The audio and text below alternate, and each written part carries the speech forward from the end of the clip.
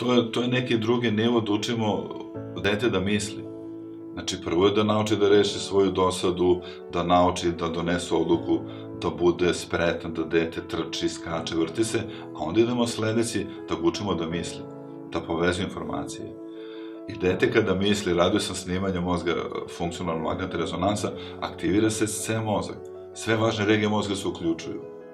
A kada dete pasivno prima informacije, ili kad uče na pamet, tu se jako malo uključuju regije mozga i onda kad se vidi ta razlika, jasno je, moramo da učimo dete da misli. I to su onda zagonetke, paralelna asocijacija, daću par primjera, da damo detetu da nešto samo rešava, da dođe do rešenja i daću samo jedan lak primer. Recimo, to sam pisao u prvoj knjizi I kod deteta briga roditelja, gde sam dao čak i primere. Ako damo detetu pitanje, koja životinje crno-bele boje liče na konja živi u Africi? To je lako.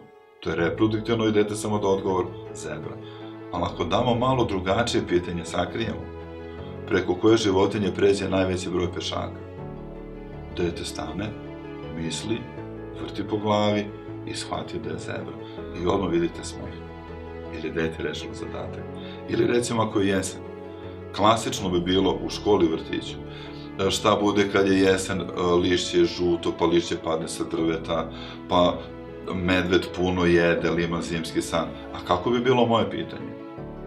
Zašto je medved svake jeseni jako debeo, a svakog proleća jako mršav? I dete onda vrti po glavi, misli i dolazi do odgovora. Ili, zašto lovac teže iznenadi životinju u šumi kad je jesen, nego kad je leto? Onda dete opet misli, kad je jesen, pa pada lišće, šušti, i to su pitanja za razmišljanje.